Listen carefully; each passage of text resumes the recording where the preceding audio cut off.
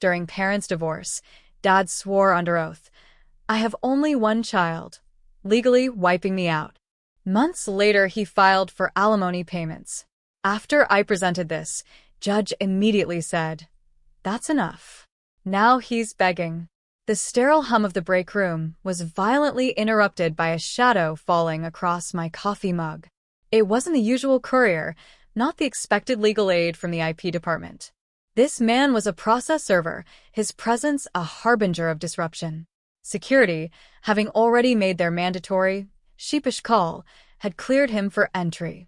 "Someone needs your signature in the lobby," they'd murmured, and I, complacent in the biotech bubble of patent disputes and regulatory subpoenas, assumed it was just another Monday, even though it was Tuesday.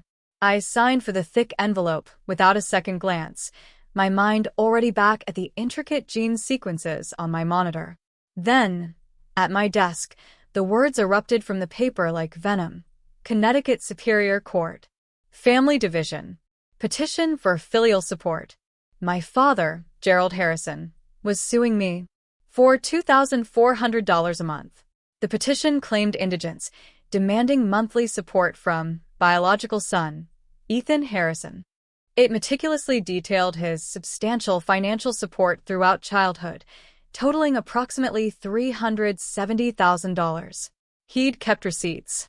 Of course he had. For months. Only 4 months had passed since this same man, under oath, in a different courtroom, had declared he had one child. My sister, Rebecca. Not me. His lawyer's question had been simple, direct. Many children?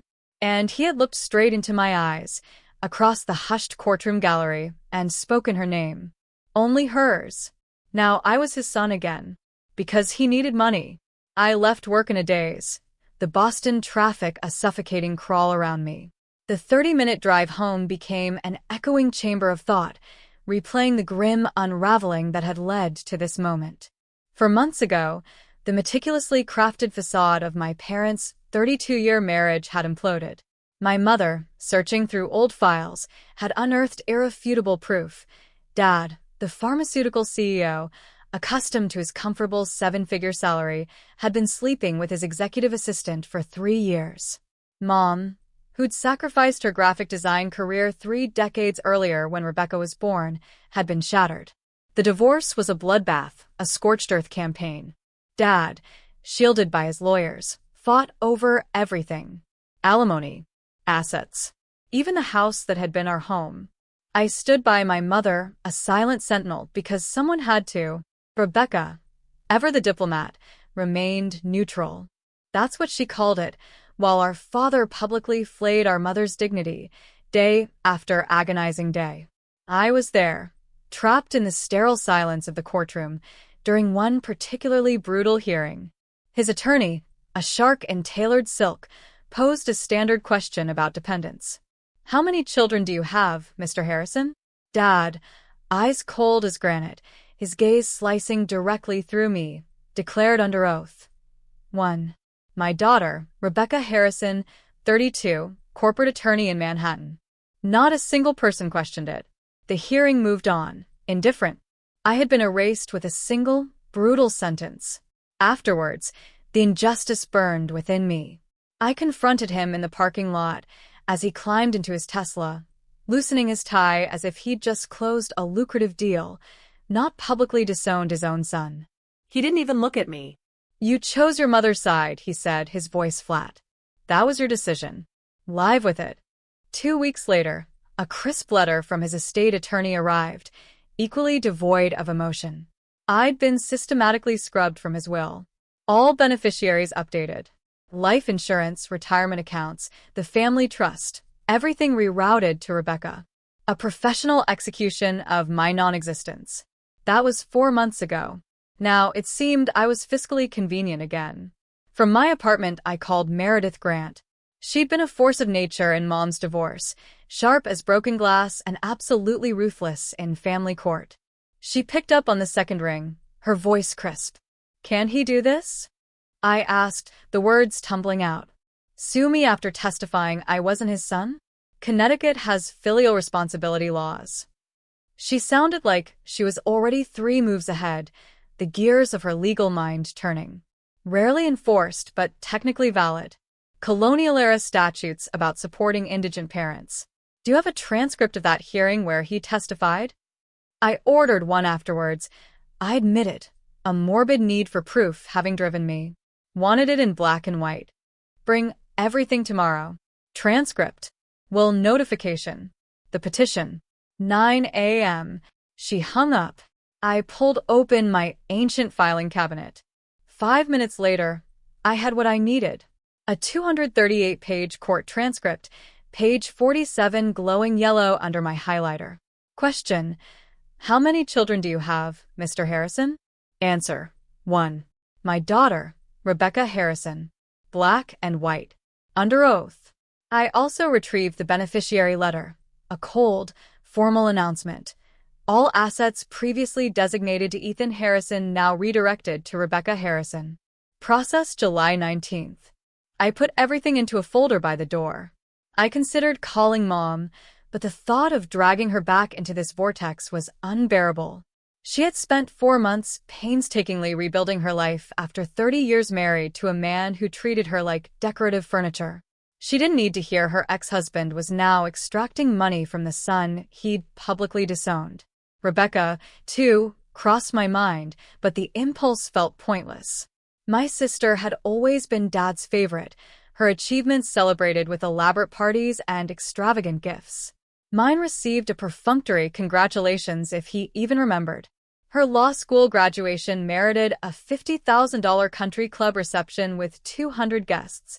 My master's degree arrived with a $200 Visa card mailed with a note saying, "Congratulations on your accomplishment." He'd always had one child. I was just contingency, an insurance policy in case something happened to her. The next morning, I was in Meredith's office 5 minutes early. A downtown corner office, floor-to-ceiling windows overlooking the city. Furniture that cost more than my car. Framed degrees, worn law books, an immaculately organized desk. Everything screamed competence, a silent testament to her formidable intellect. She read the petition first, her eyes scanning, devoid of surprise, as if she'd seen 1,000 identical documents. Then the transcript, her finger unerringly finding page 47. She read it twice. The corner of her mouth twitched, a subtle movement that wasn't quite a smile. He testified under oath you're not his son. Yes. Yes. Now he's suing you because you are his son. That's the situation? That's the situation. She leaned back, fingers steepled, her gaze piercing. Ethan, your father just committed judicial estoppel suicide. And he doesn't even know it. Judicial estoppel? Legal doctrine. Prevents contradictory court positions. You can't tell one judge the sky is blue, then tell another it's green. Not when it benefits you financially. She started making notes, her pen scratching furiously. We file a motion to dismiss. Submit the transcript as Exhibit A. Argue he's barred from claiming paternity for money after denying it under oath. Clean argument. He can't survive it. How long? 3 weeks if we file today and request an expedited hearing. She checked her calendar. Filial cases move fast with indigence claims. Let's destroy him. She paused, then looked directly at me. One thing, Ethan. He'll try settling before court. His lawyer will call. Offer maybe $1,500 instead of $2,400. Frame it as a reasonable compromise. Do you want me to negotiate or shut it down? Shut it down. Even if it's low. Are you sure? I'm sure. She nodded. Then let's destroy him.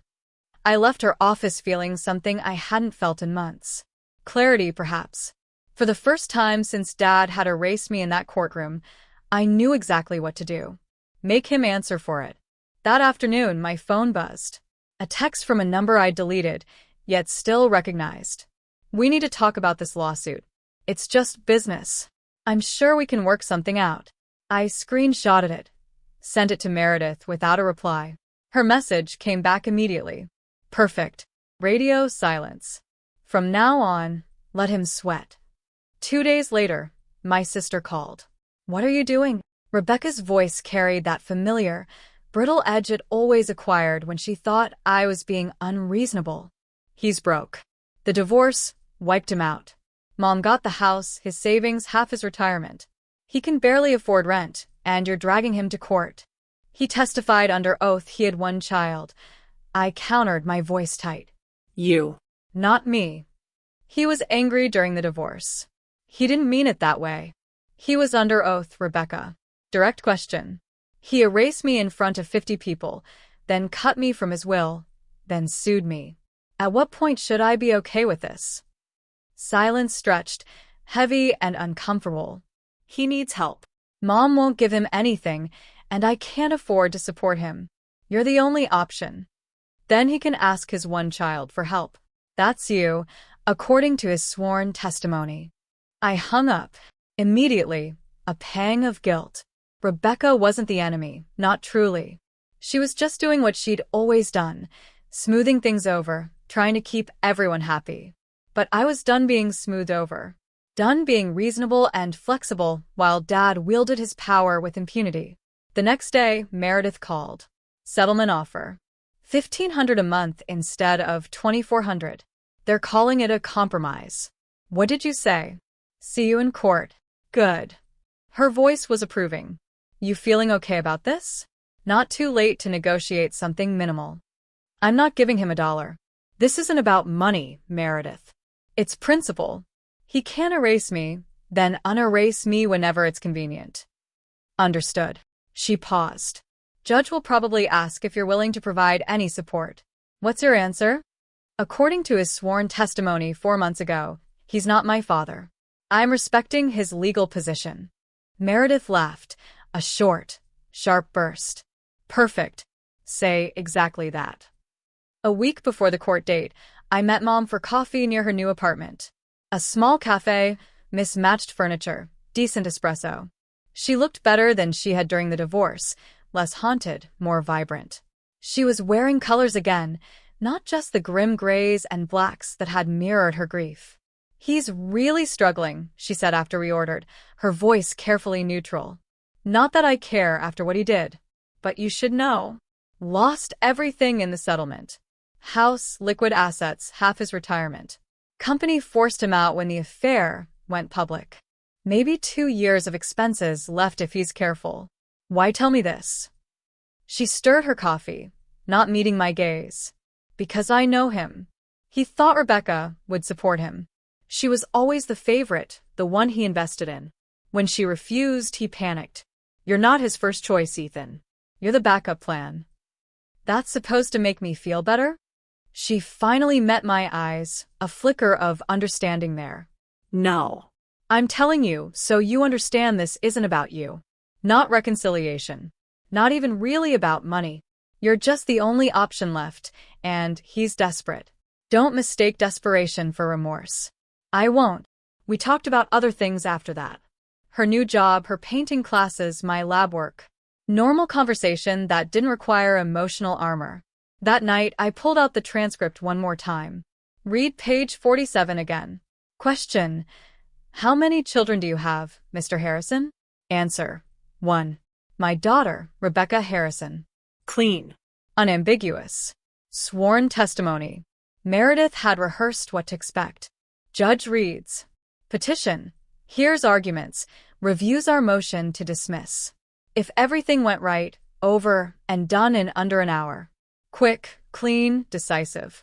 I practiced my answer one more time. Your Honor, according to his sworn testimony 4 months ago, I'm not his son. I'm simply respecting his legal position. Court was 3 weeks away. I spent them preparing to watch him lose everything, just as he'd done to me. A week before the trial, Dad's lawyer called Meredith with a new offer. $800 a month instead of $2,400, plus a written statement acknowledging me as his son. Public recognition in exchange for reduced payment. Meredith put him on speaker, so I could hear the pitch. This is more than fair, the lawyer droned. Your client avoids expensive litigation. Mr. Harrison gets minimal support. Everyone moves on. It's a win-win. I looked at Meredith. Shook my head. My client declines, she said. See you in court. The lawyer started to argue, but she hung up. You didn't even think about it, she observed. Not curious about the acknowledgement part? He had 29 years to acknowledge me. I'm not interested in buying it now. 2 days later, Dad was waiting by my car when I left work. He leaned against a black Lexus, parked intimately close to mine, arms crossed as if he'd been there for hours. He looked older than I remembered, thinner. The expensive suit hung loose on him, a silent testament to recent weight loss. Can we talk? His voice was careful, measured, man to man. It was the first time I'd seen him face to face since that damning courtroom testimony 4 months prior. I stopped a few feet away, said nothing. I made a mistake during the divorce. He pushed off the car, took a hesitant step closer. I was hurt. Your mother had an affair, destroyed our marriage, and you supported her through all of it. That felt like betrayal. She didn't have an affair. You did. The details don't matter now. What matters is I spoke emotionally in that hearing. I was angry, and I said things I didn't mean legally. You were under oath. I know, but you looked at me, sitting in that courtroom, and told the judge you had one child. Rebecca, you erased me in front of 50 people. I was trying to make a point about loyalty. I started walking to my car. Wait. He followed, desperation creeping into his tone. Ethan, wait. I raised you for 29 years. Fed you, clothed you, paid for private school and college. That has to count for something. I stopped, turned. You're right. You did all that. I paused, letting the silence hang between us, heavy with unspoken history. For your son, who you testified was Rebecca. Send her the bill. I got in my car and drove away. In the rearview mirror, I watched him, standing in the parking lot, looking smaller than I'd ever seen him. The next evening, Rebecca showed up at my apartment unannounced. Her knock was tentative. She held a photo album, instantly recognizable from our childhood home. She looked tired, her eyes shadowed, as if she hadn't slept well in days. Can I come in? I stepped aside. She sat on my couch without invitation, opening the album on the coffee table. He was there for you. She started flipping pages. Look, your 8th birthday. He's right there. Christmas morning when you were 12. Your high school graduation. I sat down, my gaze falling on the photos. Every single one, Rebecca was centered in the frame. Dad's arm around her shoulders, his hand on her back. I was always off to the side, or blurred in the background, present but perpetually peripheral. He was there for you, Rebecca, I said, a bitter clarity in my voice. I just happened to be in the room. That's not fair. I pulled out my phone, opened my email, found the PDF of the court transcript, and handed her the device.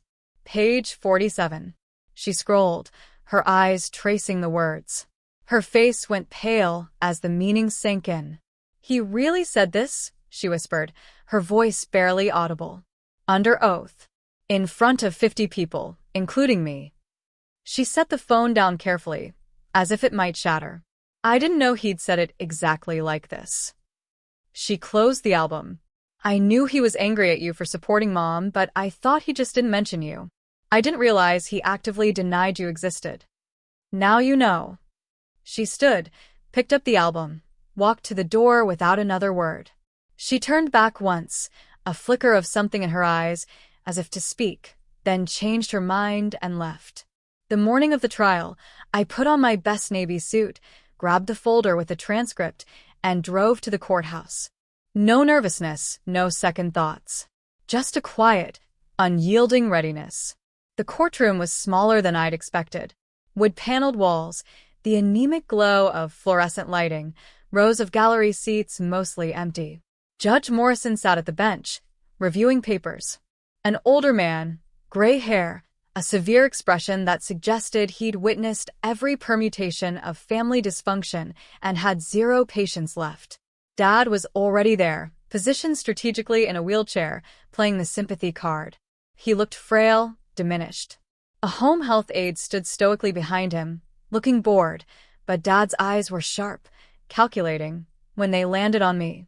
His lawyer, a younger man in an expensive suit, stood first, his sincerity a practiced performance. Your Honor, this is a straightforward case. The plaintiff is a 72-year-old man facing indigence after significant financial losses. He provided substantial support to his son for over 2 decades. The defendant now earns $95,000 annually and can easily afford the requested $2,400 per month. Connecticut statute clearly allows for filial support in these circumstances. We're simply asking the court to enforce the law. He gestured to Dad in the wheelchair, a theatrical flourish. My father devoted his life to his children. Now he needs help and is being abandoned by the son he raised. That's unconscionable. Meredith rose. No notes. Her voice was calm, clear, cutting through the lawyer's bluster. Your Honor, one exhibit resolves this entire case. She walked to the bench, handed up the court transcript. 4 months ago, the plaintiff testified under oath in his divorce proceeding that he has 1 child. He was asked directly by his attorney to state how many children he has. His answer was, 1.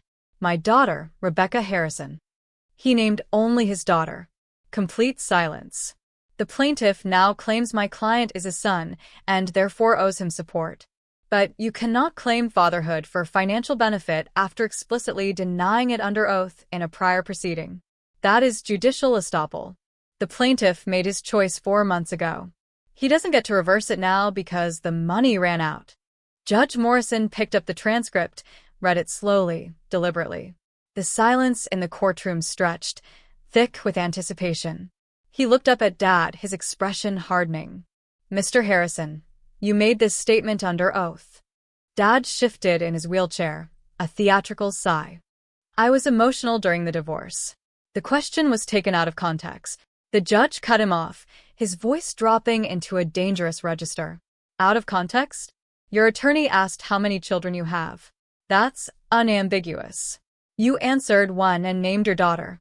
There is no context that changes the meaning of that testimony. I was speaking emotionally, not legally. You are under oath in a court of law, Mr. Harrison. Everything you said was legal. You cannot now claim you meant something different because it's convenient. Dad opened his mouth to argue, but the judge held up his hand. That's enough. The courtroom went completely still, every breath held. Judge Morrison set down the transcript with a soft thud, looking directly at Dad with an expression of pure, unadulterated contempt. You cannot claim fatherhood for financial gain after denying paternity under oath. The petition is dismissed with prejudice. He paused, leaning forward slightly. Additionally, you are ordered to pay defendants' legal fees. $16,800. The gavel came down like a gunshot. Furthermore, the judge continued, his voice resonating with finality, I am referring this matter to the State Bar to review whether your attorney conducted adequate due diligence before filing this frivolous petition. Mr. Harrison, get out of my courtroom. It took maybe 30 seconds from "that's enough" to complete dismissal. Dad's lawyer looked like he'd been hit with a brick, frantically gathering papers with shaking hands while Dad sat frozen in the wheelchair, staring at the judge as if he couldn't process what had just happened. I stood and walked toward the exit. Dad's voice rose behind me, a desperate, pleading sound. Ethan, please, we can fix this. Meredith stepped smoothly between us. No contact, Mr. Harrison. Dad's lawyer grabbed the wheelchair handles, pulling him toward the other exit. Dad was still talking, half pleading, half demanding, but his words dissolved into an indistinguishable murmur. In the hallway, I saw Rebecca, standing near the elevator. She'd been in the courtroom. I hadn't known she was there. She caught my eye, nodded once. Didn't smile, didn't speak. Just acknowledged what had happened. Then she stepped into the elevator and disappeared. That night, home on my couch, my phone started buzzing. A blocked number. I let it go to voicemail. The message was Dad's voice, shaking with a volatile mix of rage and grief. You've destroyed me, Ethan. I hope you're happy. Everything I built, everyone I knew, my reputation, all of it gone because you couldn't show basic gratitude for everything I did for you. You're a selfish, ungrateful. I deleted it halfway through. I sat in the quiet of my apartment for a long while, thought about what the judge had said, about Dad's face when the gavel came down. about Rebecca in the hallway, her silent acknowledgement. I wasn't happy.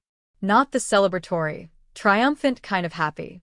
But I felt lighter than I had in months. Like I'd been carrying an immense weight I hadn't even noticed until it was gone. I wasn't happy, but I was free.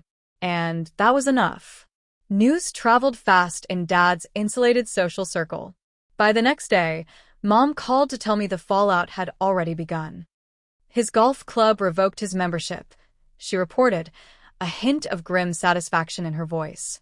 30 years at that country club, and they cut him loose within 24 hours of the trial. Word got around about what he'd done, testifying you weren't his son, then suing you for money. People in those circles don't forgive that kind of thing.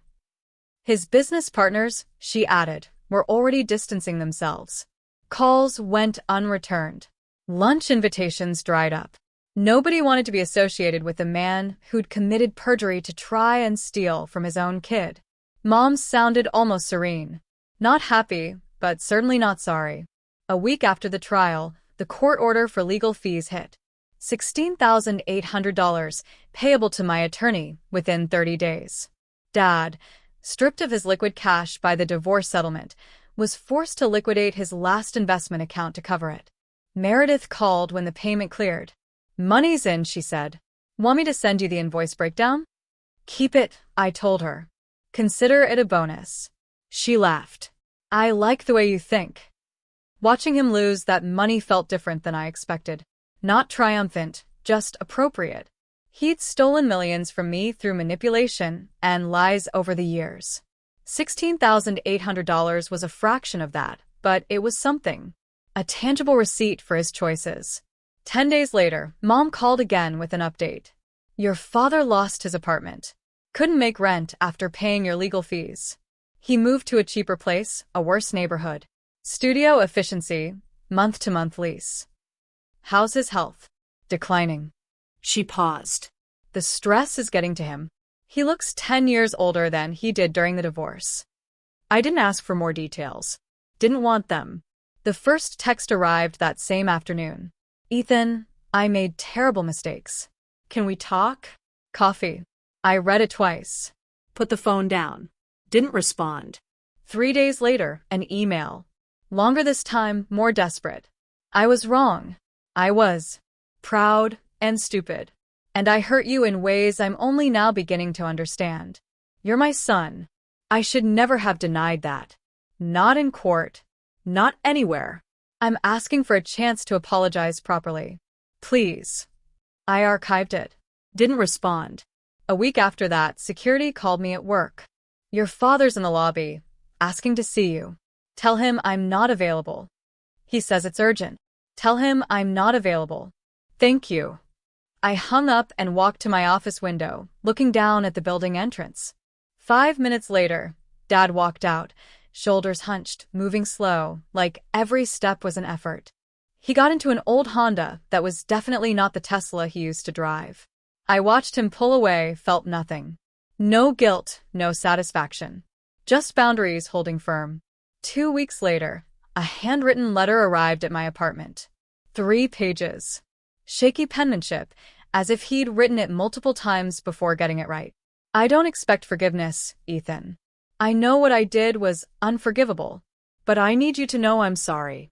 Truly sorry. Not because I lost everything, but because I lost you. You deserved better than what I gave you. I see that now. I read it once. Filed it in my cabinet with the other documents. Didn't respond.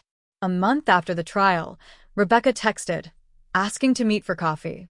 I met her at the same cafe where I talked with Mom. She looked different, less polished, more genuine, like she'd been doing some serious introspection.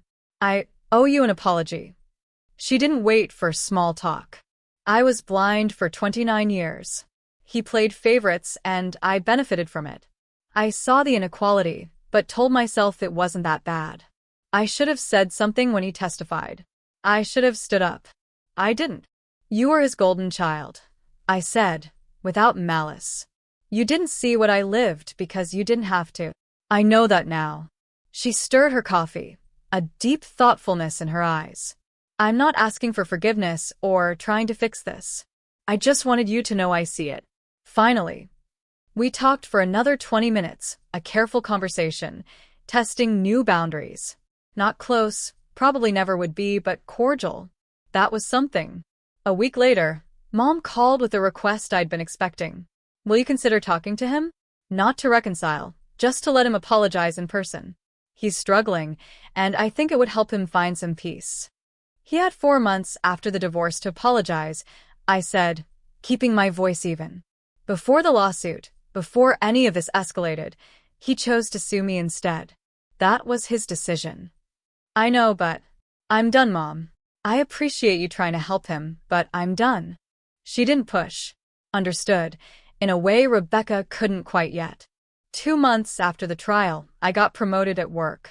Senior analyst position, with a salary bump to $105,000. My boss said I'd earned it through consistent performance and dedication. I signed the paperwork that afternoon. Around the same time, I started dating someone. Sarah, a lab tech from the genomics department. Smart, funny, completely uninterested in family drama or old money. We got coffee after work one day, and it turned into dinner. Dinner turned into regular plans. Life was moving forward. Dad's text still came every week or so, different variations of the same message. I'm sorry. Can we talk? Please give me a chance. All ignored. 3 months after the trial, I opened my phone and looked at his contact. 29 years of history, reduced to a name in a list. I thought about all the times I'd wanted him to call, to acknowledge me, to see me the way he saw Rebecca.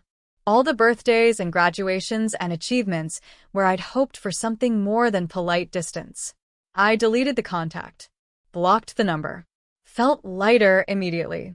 Sarah asked me that night if I was okay. We were having dinner at her place, something simple she'd cooked. Normal couple things. I'm good, I said. Just closing a chapter. She squeezed my hand. Didn't ask for details. Didn't need to. I'd given him 29 years. He'd given me a courtroom transcript saying I wasn't his son. We were even. 6 months after the trial, life had settled into something resembling normal. Sarah and I were serious. Not living together yet, but heading that direction. We kept toothbrushes at each other's places, had keys, talked about future plans without it feeling scary. She'd met Mom. That went well. Mom liked her immediately, said she had good energy, whatever that meant. I got promoted again, at work. Department head position, $115,000 a year. My boss said I'd earned it through leadership during a difficult project phase. It felt good to be recognized for actual work, instead of family connections I'd never truly had. Rebecca texted occasionally, usually just checking in, sharing small updates. We'd gotten coffee twice since that first conversation. Still rebuilding, still careful, but it was progress. Then Rebecca called on a Tuesday evening while I was making dinner with Sarah. Dad's in the hospital. Heart attack. She sounded shaken. He's stable, but they're running tests. Do you want to visit? I felt something twist in my chest. Not guilt, just sadness, maybe. The kind you feel when something inevitable is happening, and you can't stop it even if you wanted to. No. But keep me updated. Okay. She paused. I understand. She hung up. I went back to chopping vegetables. Sarah looked at me with a question in her eyes, but didn't push. I told her what happened while we finished cooking. She listened, squeezed my shoulder, let me process. Dad survived the heart attack, but came out of it significantly weakened. Rebecca called 3 days later with a full update. He needed assisted living, couldn't manage stairs anymore, needed help with daily tasks. The good facilities cost $4,000 a month minimum. He couldn't afford that. A state-funded care home was his only option. I thanked her for letting me know and hung up. A week later, an email arrived. Sent from a hospital bed, based on the timestamp. Ethan, I'm dying. Doctors say maybe 2 years if I'm lucky. I don't want to pass away with this between us. I know I have no right to ask anything from you after what I did, but I'm asking anyway. Please, just one conversation. Let me apologize in person. Let me try to explain. I need you to know how sorry I am before it's too late. I read it 3 times. Set my phone down. Stared at the wall for a while. Sarah found me like that an hour later. What's wrong? I showed her the email. Do you want to see him? She asked gently. Part of me does. Part of me doesn't care. I leaned back against the couch. I don't know what I want. What do you need? I thought about that for a long time. What did I need? Not closure, not an apology in person, not to see him diminished and struggling. I need to not feel obligated anymore. That's what I need. To know I can walk away and be okay with it. Sarah nodded slowly.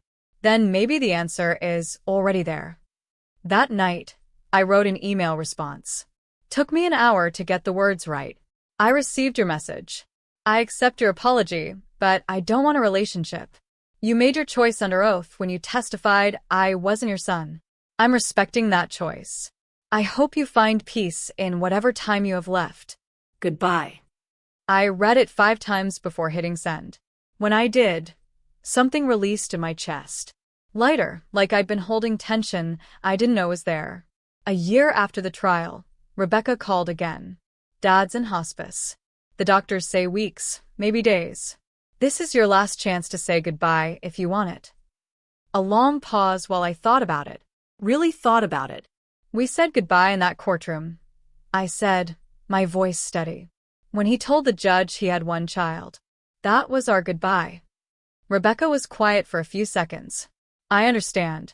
Take care of yourself, Ethan. You, too. She hung up gently. No pressure, no judgment, just acceptance. 3 weeks later, Rebecca texted at 6 o'clock in the morning. He passed this morning, peaceful in his sleep. Funeral Friday at 2. I understand if you don't come. I sat with that news for a while. Waited to feel something definitive. Grief. Relief. Anger.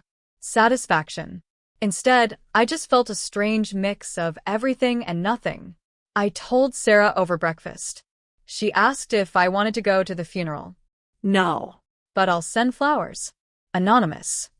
We spent that Friday hiking instead. Drove an hour north to a trail Sarah liked. Spent the afternoon walking through woods that were just starting to show fall colors. I talked about it while we walked. I mourned him years ago. Every time he chose Rebecca over me. Every graduation he missed. Every achievement he didn't acknowledge. The courtroom just made it official. Sarah took my hand. You doing okay? Yeah, I said. I am. And I was. 6 months after Dad was no longer with us, I hosted dinner at my apartment. Sarah helped me cook. Pasta, salad, good wine. We invited Mom, Rebecca, and a couple of close friends from work. A small gathering, people who truly mattered. Rebecca came with her girlfriend, someone she'd been seeing for a few months. Mom brought her new partner, a quiet man who made her laugh. My friends showed up with dessert and stories from the lab. We ate and talked and laughed. Normal conversation about work and hobbies and weekend plans. Nobody mentioned Dad. Nobody needed to. I looked around the table at some point during dessert. These people who'd chosen to be here, chosen to be part of my life. Not because of obligation or blood or expectation, just because they wanted to. Sarah caught my eye and smiled. You good? Very good. Later that night, after everyone left, I sat on the couch with Sarah, reflecting on everything that had happened. The lawsuit, the trial, the year of boundaries and rebuilding. I'd lost a father who'd never truly seen me, who'd looked past me for 29 years and only noticed when he needed something. That loss had hurt once. Maybe it still did, in small ways I didn't examine too closely. But I'd found people who chose me every day. Sarah, who saw me completely and stayed. Mom, who'd rebuilt her own life and made space for mine. Rebecca, who'd done the hard work of acknowledging her privilege and trying to be better. Friends, who valued me for who I was, not who I was supposed to be. The courtroom had ended one chapter. Dad testifying I wasn't his son. The judge dismissing his lawsuit. All of it had drawn a definitive line under 29 years of being invisible. But it had let me write a new chapter, too. One where I wasn't waiting for recognition that would never come. Where I built my own family from people who actually wanted me in their lives. One where I wasn't invisible. Sarah leaned against me, half asleep. Happy. Yeah, I murmured, my voice thick with contentment. I am. And that was worth everything.